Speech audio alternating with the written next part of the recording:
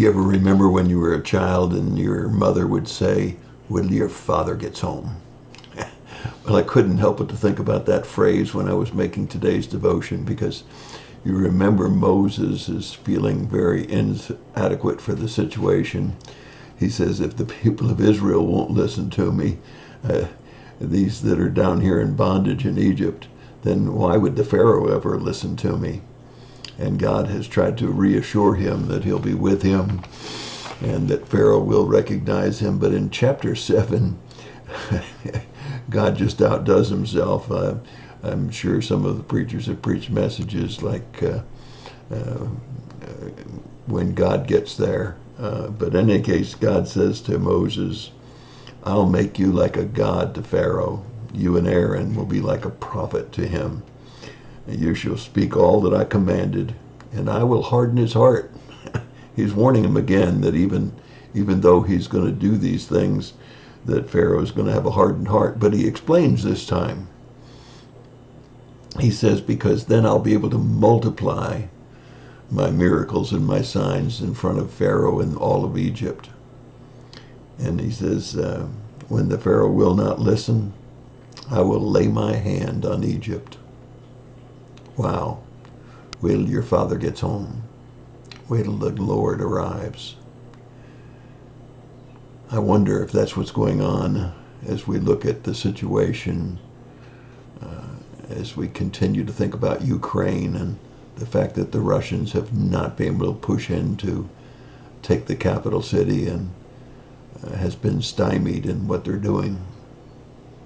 If God doesn't want Russia to take that country, just wait till the father gets home. And Russia will wish they never attacked. In any case, here we are with the Lord's promise that he's going to lay his hand on Egypt with great judgments. And we'll certainly see that as we follow through these chapters.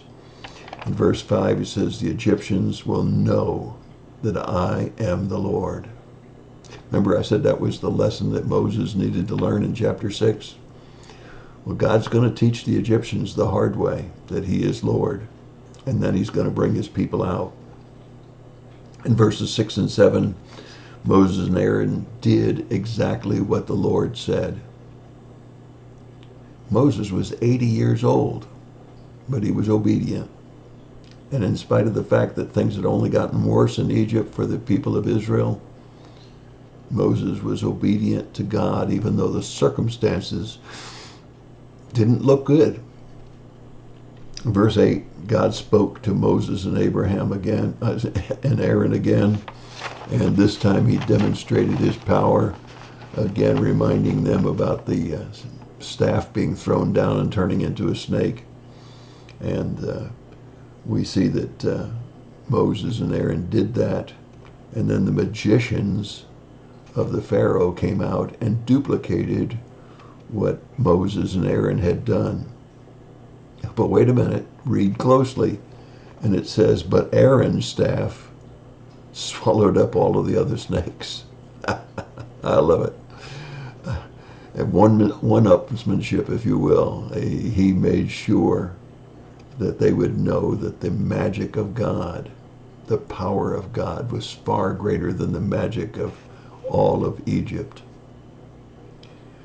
And then we see that Pharaoh hardened his heart, just as God said to Moses that he would, and would not listen. And now this time Moses knows why.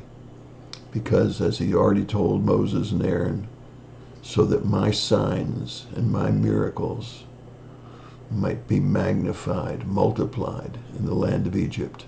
Remember what the goal is? So that the nation of Egypt would know that he is Lord. Do you know that he's Lord? Do you trust him? Even though you don't understand all that's going on? He is Lord, and he's Lord of all. And that's my thought for the day. God bless you and have a great day.